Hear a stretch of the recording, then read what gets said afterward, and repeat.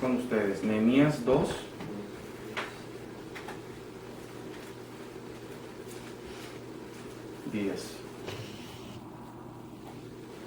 Una cosa que obviamente estamos enfrentando ahorita es como lo que pasó hoy en la iglesia. El hecho de que como iglesias no podemos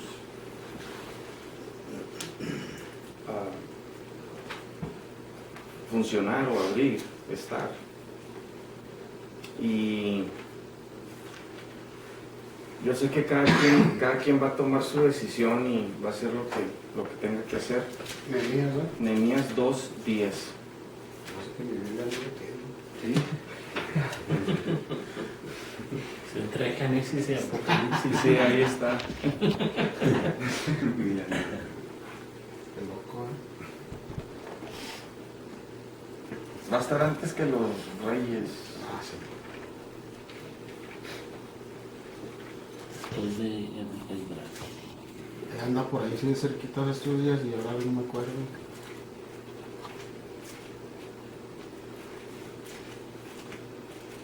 Bueno, uso mi teléfono para que andarla quebrando. ¿Ah? Sí. Bueno, Nehemías 2:10 dice así: pero oyéndolo Sanballat, Horonita y Tobías, el siervo amonita, les disgustó en extremo que viniese alguno para procurar el bien de los hijos de Israel. Como ustedes ya saben, ¿verdad? El trasfondo de la vida de Nehemías y lo que él hizo, no solo el trasfondo, gira alrededor de todo eso. Nehemías es conocido como el reconstructor del muro de Jerusalén. Muchos ya habían intentado reconstruir el muro y habían fallado. La persona menos calificada para reconstruir ese muro era Nehemías, porque era copero del rey, es a lo que él se dedicaba.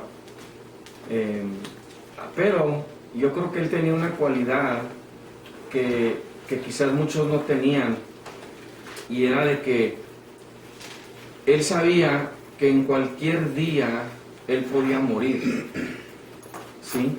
Porque si alguien envenenaba el vino del rey, la copa del rey, él era el primero que iba a morir, porque él era esa primera línea de defensa. Entonces, aunque parece que su trabajo no era nada,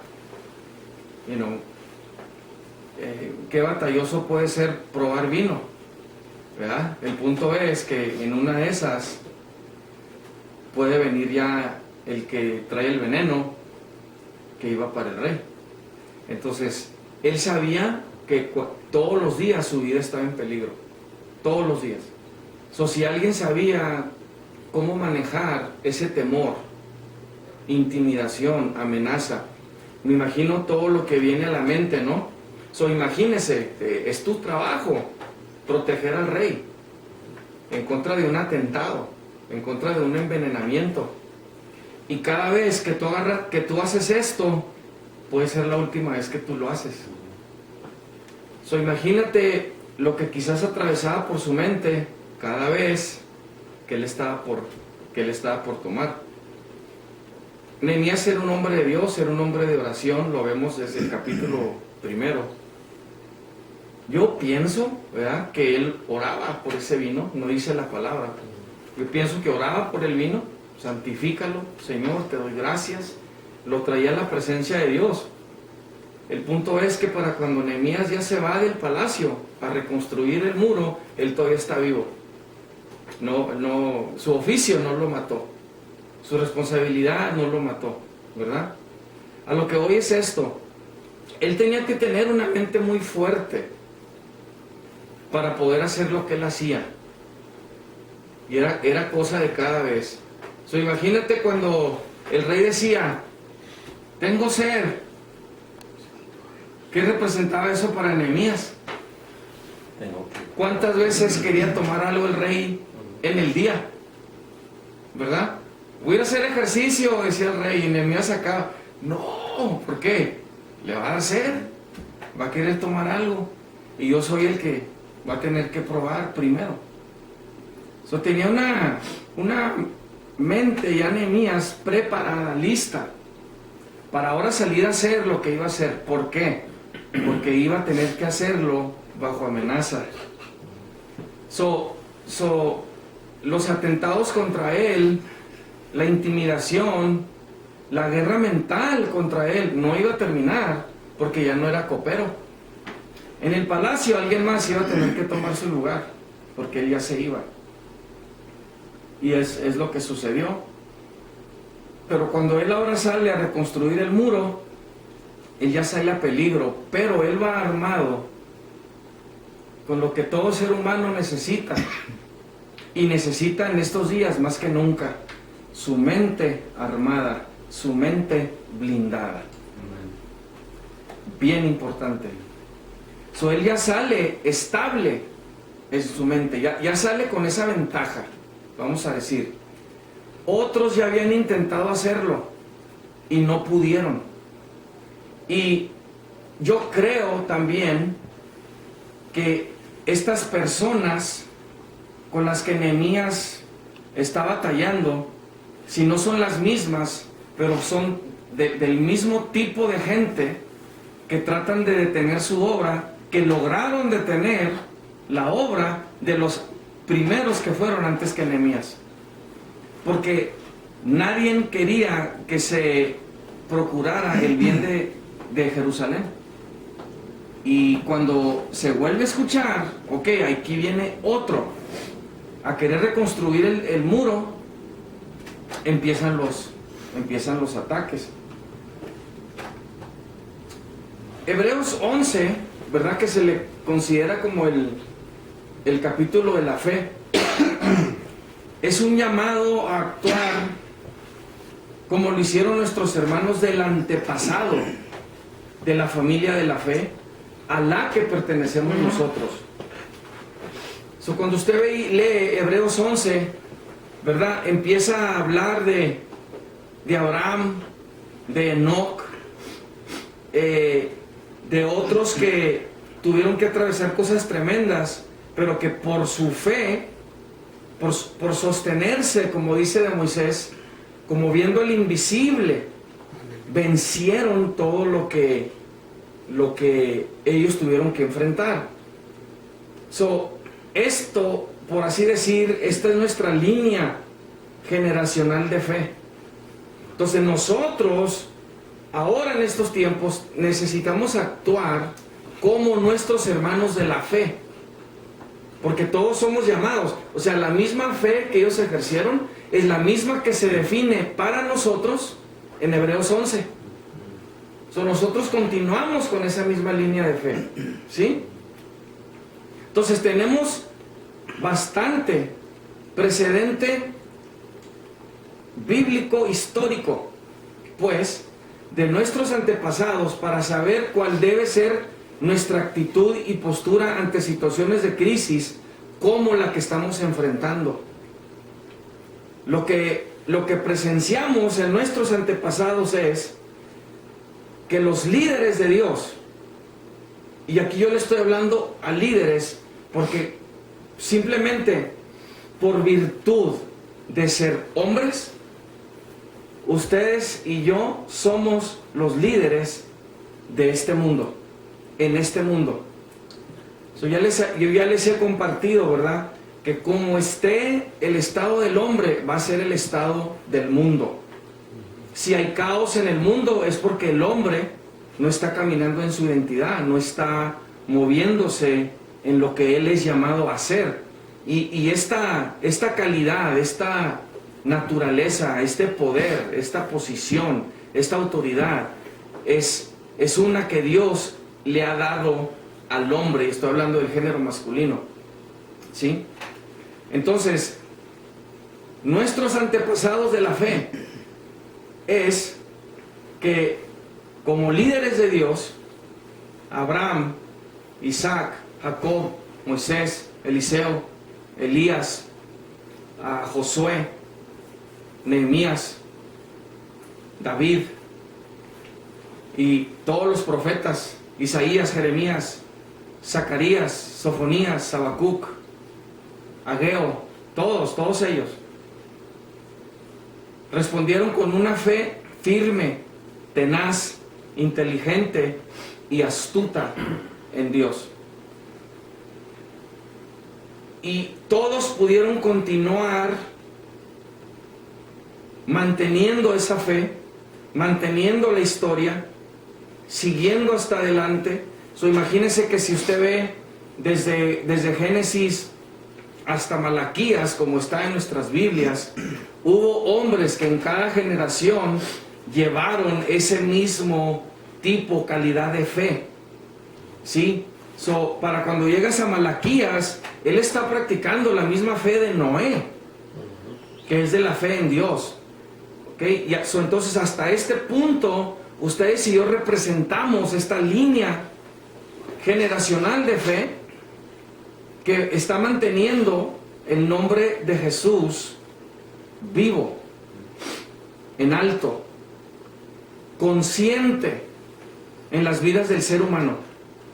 ¿Tiene sentido? Entonces nosotros somos esa continuación. ¿Sí? Qué interesante que nuestra fe y la fe que profesamos decir que tenemos en Dios depende de un récord histórico de hace aproximadamente 2000 años atrás. ¿Cuál es tu fe? Te regresas 2000 años y luego te la traes 2000 años al 2020, porque vienes de esa misma línea. ¿Sí? Nuestro modo de ser tiene que ser el modo de ser de estos hombres. Es la misma fe. La fe no ha cambiado, es la misma. Entonces Nehemías es enviado para hacer una obra grande, restaurar el muro de Jerusalén, que el enemigo no quería restaurado, pero él ya va armado con una fe. ¿Sí? ¿Qué sienten? ¿Qué les habla esto a ustedes? Primero, ahorita, en esta parte, ¿qué les habla y qué les dice a ustedes? ¿De qué línea vienen? Algo muy interesante. La palabra de Dios dice que nosotros los gentiles fuimos injertados al árbol, ¿verdad? Quiere decir que cuando fuimos injertados al árbol, nosotros fuimos movidos de esta línea a esta línea. Y honestamente, se trata, cuando lo entendemos espiritualmente, que somos de la generación de Jesús. El profeta Isaías dice de Jesús, y su generación, ¿quién la contará? O sea, porque es numerosísima. ¿Right? Nosotros somos de esa generación del Señor. Les pregunto, porque cada quien aquí tiene un trasfondo familiar. Sí, yo conozco el tuyo. Es mi hijo. Sí, y él conoció a su abuelo. Right? Yo no tuve mucho contacto con mi abuelo, pero sé que también sus últimos días fue un hombre de fe. El punto es, ¿qué les habla saber entender, conociendo su trasfondo, conociendo a su padre, quizás a su abuelo, y a quienes hayan conocido de su misma línea, que ustedes dirían quizás, no sé, ¿verdad? Pues no vengo de una línea de fe, pero el punto es que ya fuiste injertado a otra línea generacional de familia de fe. Right? Eso ya te dice que no tienes que actuar según el modelo que tú recibiste en el ámbito natural, porque tu pasado viene ya de otra línea y es en conformidad a estos hombres de fe. ¿Qué les dice? ¿Qué les habla esto a ustedes? Saber esto, entender esto.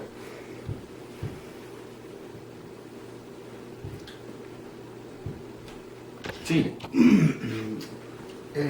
Hace tiempo atrás yo tuve, cuando estaba cuidando a mi mamá, tuve la oportunidad de platicar con ella, pues, la historia de la familia de ella para conmigo. y me contó una historia de un tío de ella que se vino a los Estados Unidos con el sueño americano, pero cuando vuelve al rancho de donde ella era, dice que él llegó predicando el evangelio. Para esto se me vino a mí a la mente en ese momento cuando ella me dijo esa historia,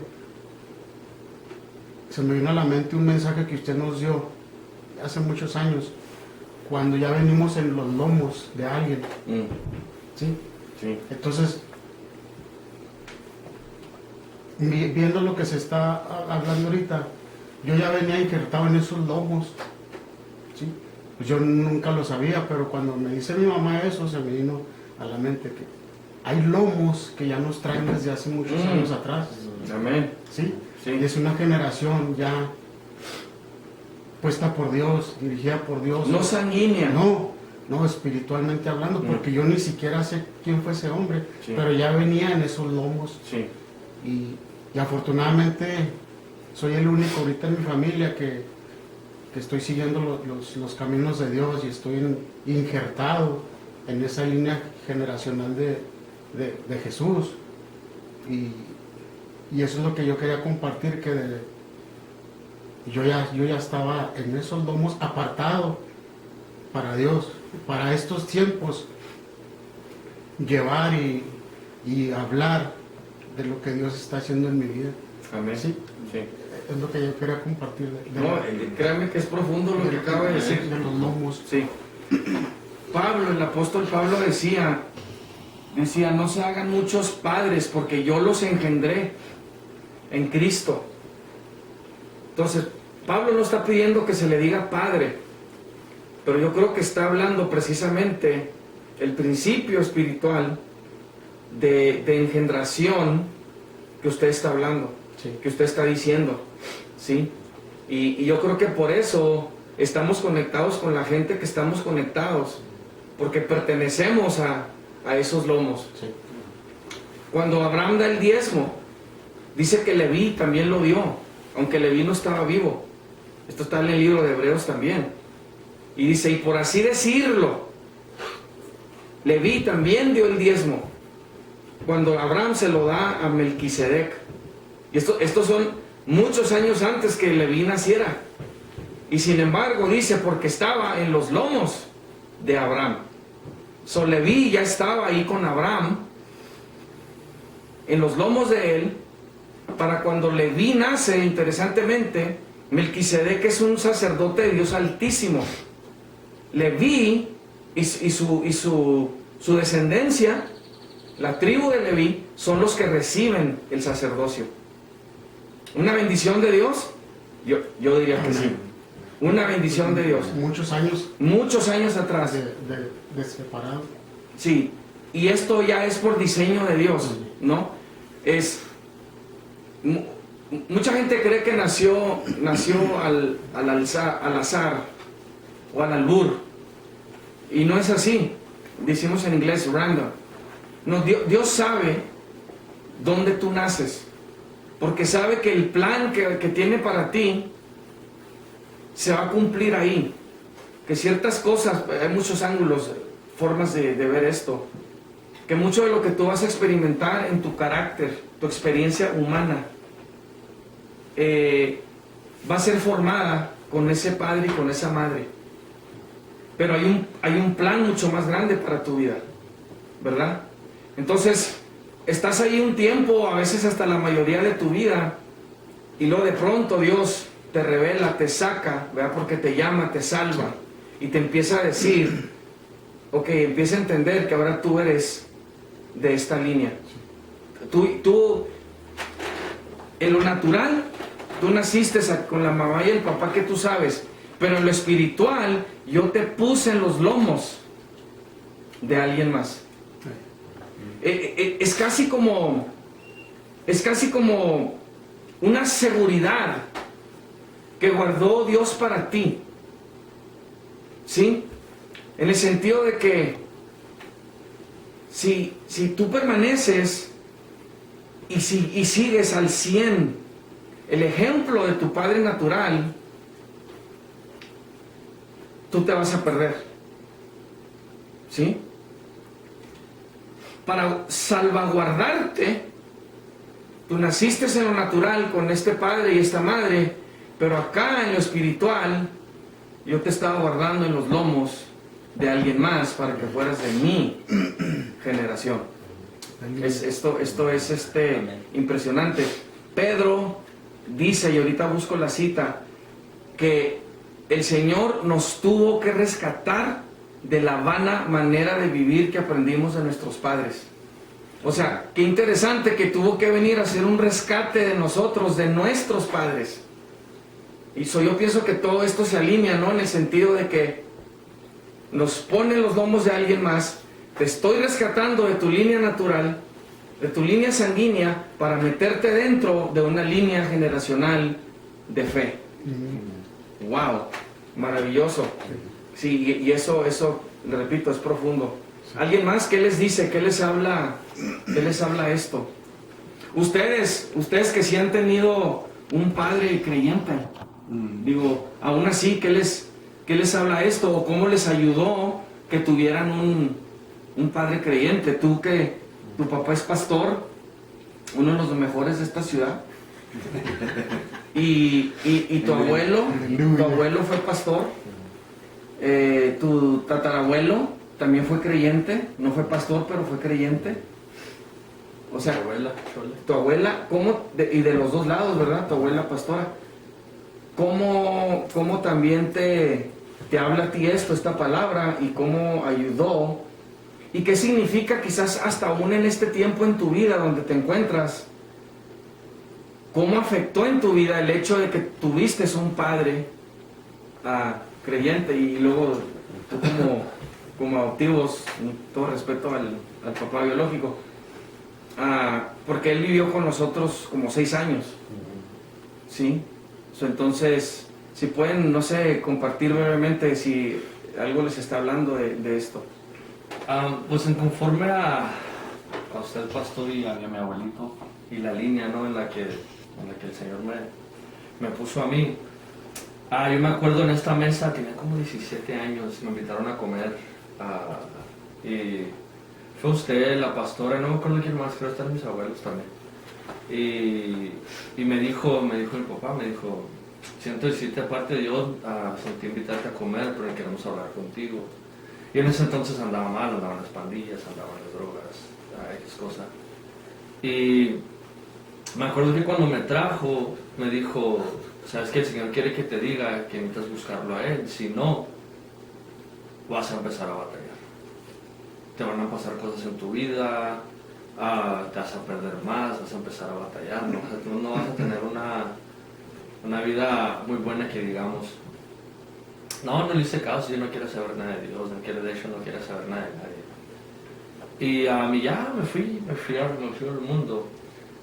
Pero ahorita ya que estoy de este lado, lo estoy viendo como que, y hablando de la fe, ¿verdad? Porque yo siempre creía en Dios, pero es algo creer, es algo servirle, ¿no? Es algo tener una relación con Él que simplemente nomás decir yo creo en Dios, ¿verdad?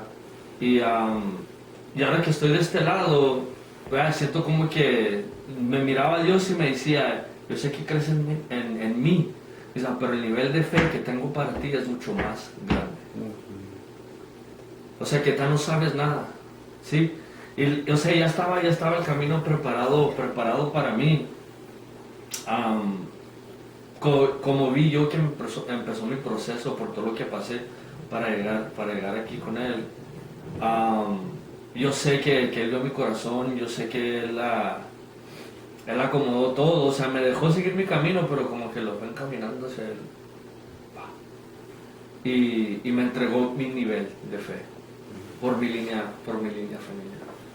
Y ahí así es como lo veo yo. Es lo que me habla a mí.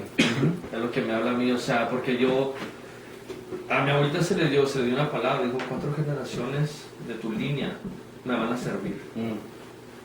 ¿Verdad? Y yo he visto cuando se me dijo lo que me iba a pasar a los 17 años, o sea, si seguía esa vida, o sea, que me iba a ser buena, y yo vi que se cumplió. Y ahora que estoy de este lado, yo he visto también la mano de Dios sobre mi vida. So, yo sé que esas 4 generaciones se van a cumplir también. Ella es parte de mi fe. ¿Y qué va a pasar a tus hijos? también van a seguir. A mis nietos, ¿verdad? ¿Puedo compartir? Creo Sí. que es algo... Ven, párate acá para que te veas. Ayúdate. Creo que es algo refrescante esa idea de que somos, como estaba mencionando, que estábamos en los lomos de alguien más, de que Dios nos ha trasplantado de nuestra línea sanguínea a una línea completamente espiritual. Porque los que son hijos de Dios no son hijos de Dios porque lo decidieron o porque nacieron en una forma natural, sino fue algo espiritual, donde el Espíritu Santo nos dio a nacer de nuevo. Y para mí es algo refrescante este tema, o entender esto de que vengo de una línea genuinamente espiritual. Para los que no saben, no nací en el Evangelio y mis papás no conocían de Dios. Particularmente enfocándome en la identidad de mi papá, no conoce al Señor, no es salvo, orando al Señor que sí sea algún día, pero y es algo que siempre lo he tenido detrás de mi mente, pero nunca así como se nos está explicando hoy en esta tarde por el Señor, de que a pesar de lo que mi papá o mis abuelos fueron o mi familia fue, a pesar de eso, yo tengo la seguridad y el confort de que no soy eso, de que de ahí yo no soy. O sea, si en verdad he nacido de nuevo, si en verdad he sido injertado en la familia de Dios, tengo una naturaleza completamente diferente, como hablábamos en la mañana, tengo un modo diferente de ser. A pesar de los errores de mis padres o de mi línea generacional, hablando en lo físico, mi vida ya no depende de eso. O sea, lo que va a ser de mí, lo que va a ser mi identidad y mis resultados, por decirlo así, de mi vida, no depende de eso. Depende de la línea generacional de hombres y mujeres de fe que están registrados en la Biblia, que tenían fe fuerte, sin temor, sin vergüenza, hombres y mujeres de Dios fuertes, firmes y seguros. Y puedo descansar de que yo vengo de una línea, en verdad es impresionante, de que vengo de una línea de un Pablo, de que vengo de una línea de un David, de una línea de un Jesús. Es like, completamente, o sea, debería de cambiar cómo caminamos en este mundo, sabiendo que, como dice la Escritura, aunque tu padre y tu madre te dejaren, yo te recogeré. O sea, aunque nuestros papás nos hayan fallado o lo que haya sucedido en nuestra familia natural, eso ya no sirve, ya no funciona, ya no tiene crédito ni valor. Y ahora es el que se me impuso a mí, al cual fui injertado. Y es una grande bendición y es un aliento porque pues no puedo depender de eso, puedo depender de Cristo. Sí, amén. La cita que hablaba ahorita está en 1 Pedro 1:18, dice: sabiendo que fuisteis rescatados de vuestra manera vana de vivir, la cual recibisteis de vuestros padres, no con cosas corruptibles como oro o plata, sino con la sangre preciosa de Cristo. O sea, su sangre nos rescató de la vana manera de vivir que aprendimos de nuestros padres, ¿verdad? Gálatas 3:7 pues también nos dice, interesantemente,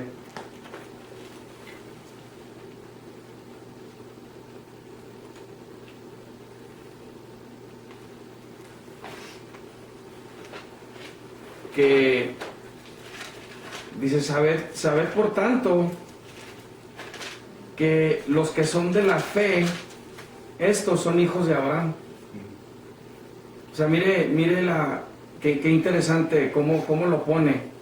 Es como que si tú eres de la fe, entonces eres hijo de Abraham, right? Porque a él se le conoce como el padre de la fe. Entonces el momento que yo ya soy de la fe, es como que si ya vengo de otra línea generacional. En este caso de Abraham, porque él fue un hombre de fe. Entonces eso es lo que estamos hablando. Y Randy tocó también en otro punto, ¿no? Que yo creo el nuevo nacimiento en el Espíritu también no solamente trata de la salvación, porque hay que nacer de nuevo si es que vamos a ver el reino de los cielos, pero también que cuando vuelves a nacer, cuando ya naces, dice que eres del Espíritu. Pues lo que es de la carne, carne es, lo que es del Espíritu, Espíritu es. Y todo lo que el Espíritu va a hacer, involucra o quién es y qué va a hacer con nosotros, y todo ese ámbito espiritual, todo ese mundo espiritual que le pertenece al Espíritu, nosotros somos metidos ahí, porque cuando nacimos salimos a este mundo en lo natural. Cuando nacimos del Espíritu y volvemos a nacer, ¿a dónde salimos? A las cosas del Espíritu, a lo espiritual. Entonces todo esto va muy acomodado, va muy bien explicado, ¿verdad? Y yo creo que nos habla. Si no hay alguien más, continúa la otra parte. Amén. Bueno, Nehemías, pues, él va a hacer una obra grande y va a restaurar el muro. Y sale como un hombre de fe. Él sale confiado, ¿sí? Cuando haces una obra grande, el bombardeo y ataque de voces enemigas te van a estar esperando, y el propósito es para que abandones la obra y cese, o sea, se pare. Eso es lo que quiere el enemigo. Este bombardeo detona un movimiento de ajedrez en la forma de una guerra de palabras y pensamientos entre Nehemías y sus enemigos. Para cada movida del enemigo de difamación, crítica, ataque, insinuación mentirosa de su carácter y persona, intento de violencia, intimidación, intento de extorsión y soborno, amenaza, falso y calumnia, Nehemías tiene su propia movida y se fortalecía en Dios. Es como, yo no estoy diciendo que él no sintió ningún efecto de una intimidación o de alguna amenaza, especialmente cuando decían, le vamos a decir al rey que tú estás tramando esto y que tú te vas a poner como rey sobre Jerusalén. Obviamente él no quería que esa mentira llegara al rey, porque si el rey la creía, iban a enviar tropas para invadir a Jerusalén, pensando que es cierto, ¿no? Especialmente si quien le iba a decir tenía cierta cercanía o reputación con el rey. Pero para cada cosa que le decían a Nehemías, él respondía también, repito, con esa mentalidad ya armada, blindada. Entonces, yo no sé si Nehemías pensaba, yo estaba expuesto a la muerte todos los días. O sea, esto no me va a mover a mí. Yo simplemente voy a hacer lo que yo tenga que hacer. Así como tenía que tomarse esa copa, él decía, ok, me están diciendo esto, yo voy a hacer esto. Me están diciendo esto otro, y ahora yo voy a moverme por acá. ¿Quieren hacer esto? Ahora yo voy a hacer esto, ¿verdad?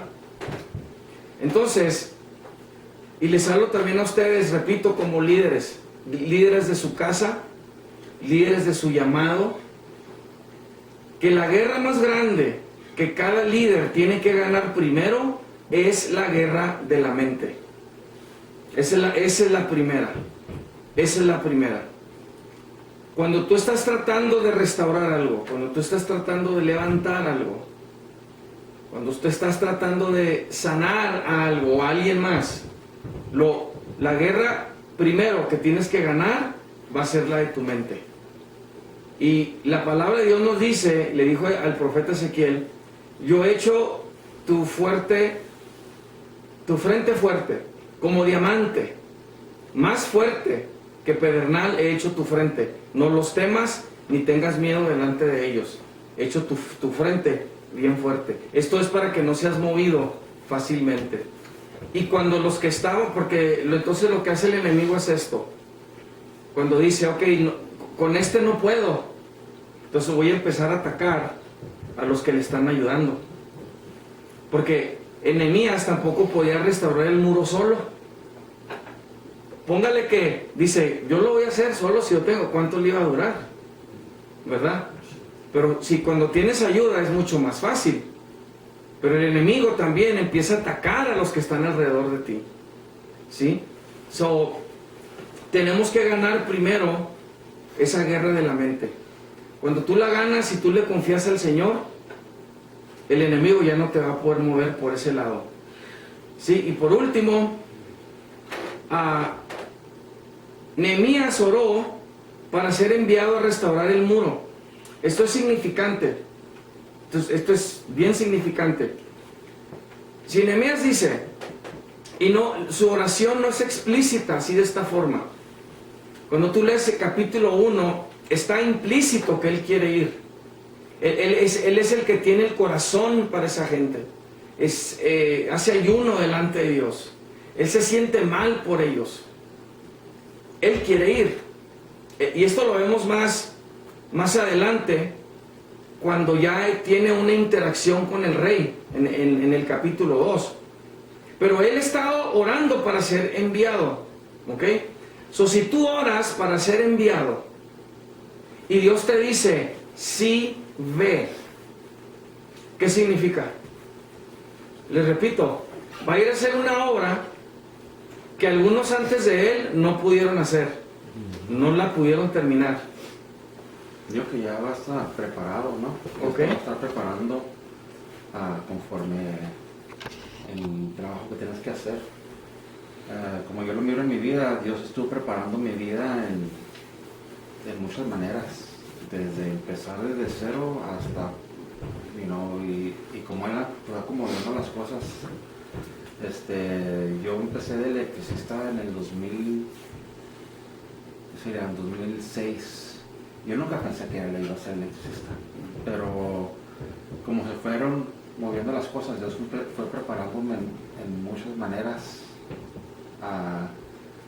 para poder terminar la escuela y todo eso, y fue una educación pues casi gratis. Tenía que pagar los libros y todo, pero de ahí aprendí muchas cosas y fui conociendo más cosas de Dios y fui conociendo gente que tenía que verme conectado, y es como ya Dios va preparándolo a uno durante toda su vida para estos tiempos, para hacer la obra de Él, para alcanzar almas, para hablar con gente, para muchas cosas, para los propósitos que Dios tiene para nuestras vidas. Amén. Sí, hermano. Nehemías fue un hombre íntegro. Por algo alcanzó el lugar que tenía en silla del rey. Y la mente de Nehemías, vuelvo y lo digo otra vez, la mente de Nehemías estaba íntegra, limpia. Entonces, Nehemías para Dios significaba una herramienta estratégica para rescatar a su pueblo, pero tuvo que ponerlo donde lo puso para estarlo entrenando y brindándole su mente y trabajando en su mente para que cuando fuera allá, dice un trabajador que a veces trabaja conmigo, es mi humilde opinión. ¿Sí? Dios lo estuvo preparando, Dios lo estuvo llevando hasta donde lo llevó porque tenía algo especial, grande para su mente, y que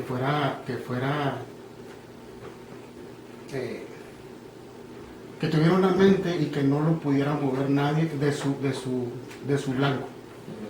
Entonces, para cuando Nehemías llora por el pueblo de Israel, sufre, Nehemías ya estaba listo para hacer su trabajo.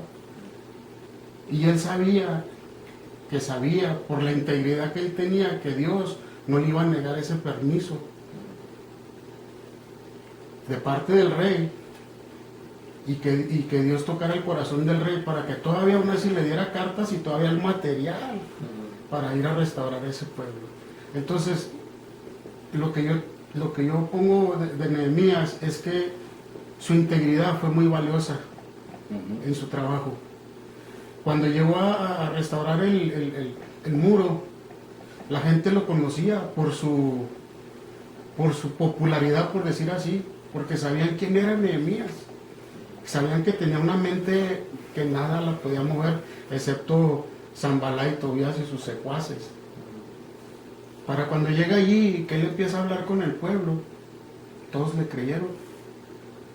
Y no batalló, porque a todos les dio su tarea, y todos íntegramente, porque sabían que era un hombre íntegro, íntegramente se metieron en una misma mente, en un mismo espíritu y en un mismo parecer, para que todo fluyera, aún con la lucha que tenían, pero todos se enfocaban en la integridad que él tenía.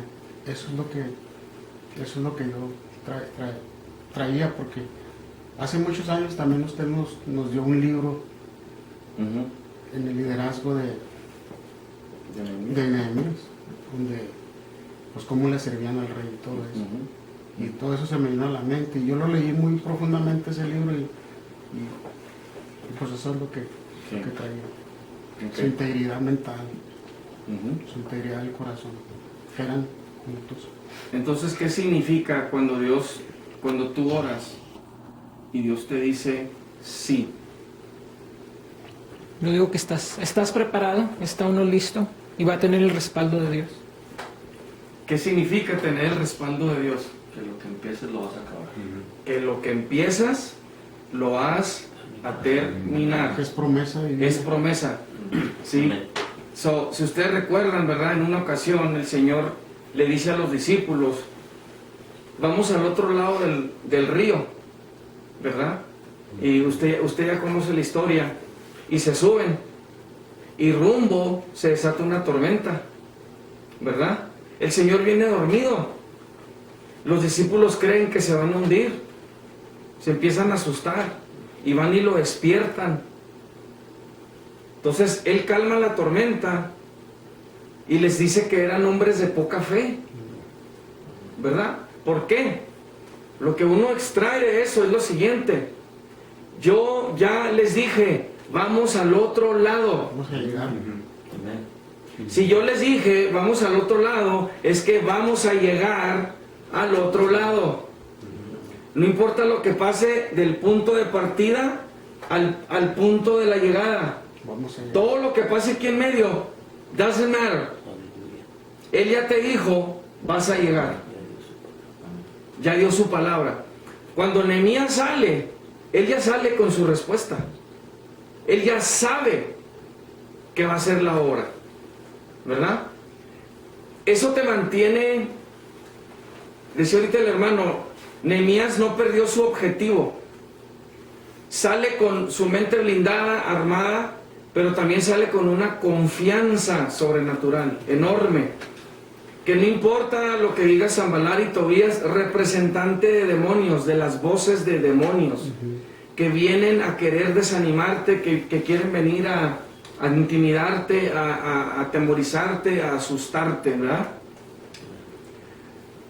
¿Qué es lo que pasa? Que el momento que Dios te dice sí, el momento que Dios te dice es tuyo, el momento que Dios te dice te lo entrego, el momento que Dios te dice eres ya más que vencedor, tú ya sabes que no puedes fallar. No importa lo que las circunstancias te demuestren, lo que las voces vengan y te digan, Él ya te dijo, ¿verdad? Te lo estoy entregando. Cuando David iba a seguir a algunos que habían secuestrado a los de la familia, de la tribu, hijos, hijas, esposas, fue con el Señor y dijo, los sigo. Y Él dijo, síguelos. Con eso le dijo todo. Los voy a alcanzar, los voy a derrotar y voy a recuperar todo lo que se robaron. Nada más con un sí, síguelos. Con eso tuvo. Nosotros tenemos que tener tal confianza. ¿Cómo ve Nehemías su respuesta? En respuesta a su oración, Dios empieza a orquestar todo el movimiento y salida de Nehemías. Desde la pregunta del rey, ¿por qué está triste tu rostro? Pues no estás enfermo. Si esta pregunta significa que el rey puede estar pensando, a mí se me hace que ya entró en complot con los que me quieren envenenar, y me va a decir, no, el vino está bien, y me va a dar un veneno, está nervioso, está estresado, por eso se ve triste. Nehemías dice, ¿cómo no voy a estar triste si allá mi gente está atravesando todo esto? Todo está siendo orquestado por Dios para activar la conversación y su partida, hasta la provisión para reparar el muro y las cartas de autoridad que recibe del rey para tener libre paso, para recibir la provisión, madera, todo lo que iba a necesitar para poder reconstruir el muro. El rey le dice, ¿cuánto necesitas y cuánto tiempo vas a estar? Esa es su respuesta, ¿que no? Que Dios le está diciendo sí.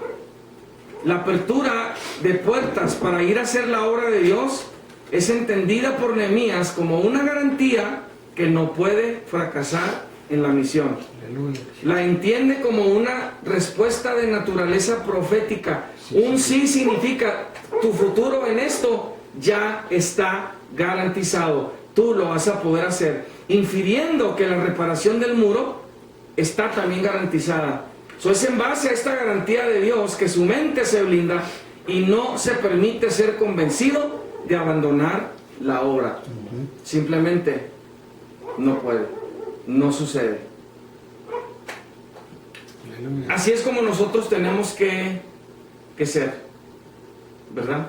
Hay algo, y permítanme cerrar con este versículo, hablando de la línea generacional, y este es el tipo de fe que nosotros necesitamos imitar. El Salmo 112 dice, bienaventurado el hombre que teme a Jehová y en sus mandamientos se deleita en gran manera. Su descendencia será poderosa en la tierra. Aleluya. La generación de los rectos, unas versiones dice justos, será bendita o bendecida. Bienes y riquezas hay en su casa y su justicia permanece para siempre. Resplandeció en las tinieblas luz a los rectos. Es clemente, misericordioso y justo. El hombre de bien tiene misericordia y presta. Gobierna sus asuntos con juicio, por lo cual no resbalará jamás. En memoria eterna será el justo. No tendrá temor de malas noticias. Aleluya. Su corazón está firme y confiado en Jehová. Asegurado está su corazón. No temerá hasta que vea en sus enemigos su deseo.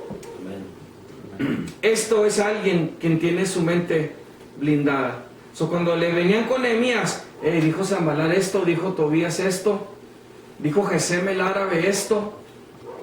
Ok, ahorita vamos a ver qué movida vamos a hacer nosotros. No, pues que van a venir a atacarnos. Ok, con una mano van a tener la espada y con la otra van a estar echando la mezcla y la piedra y todo, pero no vamos a parar la obra. Wow, Esta hora no va a parar. esta obra no va a parar. Amén. En el nombre de Jesús. Gloria al Señor. Ahorita cerramos con un tiempo de oración. Si alguien más no tiene algo que quisiera Yo sí, compartir. pastor, porque desde el principio, como usted lo dijo, del copero, todos estamos en el paredón, porque la enseñanza ahí se ve que usted está permitiendo que su vida esté tras una aprobación de lo que va a tomar el rey. Entonces, de todo eso, nosotros debemos de estar conscientes de que nuestra vida depende solamente de esa situación. Pero si pensamos en lo espiritual, nosotros vemos que nuestra vida va a estar en las manos del Creador, y de tal manera que antes de haberlo puesto en el vientre de cada mamá, Él ya destinó y predestinó a cada uno nuestras acciones en esta vida, en la cual nos iba a llevar de su mano conforme a lo que Él había estipulado para esa clase de obra que Él iba a hacer en cada uno de nosotros. Por tal motivo, nosotros debemos estar conscientes también de que cuando nosotros conocemos de la palabra de Dios, ya en lo espiritual, tenemos que sujetarnos a hacer la voluntad. Pero si no conocemos y no estamos adecuados a ser guiados por alguien que tiene el conocimiento pleno de la palabra, a veces nos cuesta trabajo. Pero ese trabajo va siendo como lo que Nehemías lucha a hacer las cosas de tal manera que él puede llegar a lo que finalmente el Señor le había destinado. De tal manera que nosotros ahorita tenemos que estar como siempre en ese paredón, viendo que nuestra vida depende de las cosas que podamos enseñar a aquellos que no conocen de Dios, y también engrandecerlos de tal manera, porque nosotros estamos destinados a engrandecerlo. Como lo dijo el pastor, nosotros somos sacerdotes para hacer la voluntad de Dios, y en todo momento y en donde quiera que nos paremos tenemos que tener esa firme convicción de que nosotros ya estamos protegidos por el sí de Dios. Y Dios nunca falla, porque si nosotros ya nuestra fe está blindada en el Señor, nosotros vamos a tener que todavía ponerle el extra, porque ya Él ya nos dio esas armas. Más que hay que buscarlas para hacer fortaleza, y a través del conocimiento que el Espíritu Santo nos da la fuerza también para seguir adelante. Y ese conocimiento lo vamos a tener que adquirir nosotros. Por eso decía, estamos ante un paredón, porque sabemos de antemano que en esa aprobación que estamos dando para la copa o para el agua, lo que sea para el rey, ahí van de por medio de nuestra vida. Y nuestra vida está puesta en Dios y para Dios, y por Dios lo hacemos, para que esto siga adelante, porque la obra es de Él, ¿sí?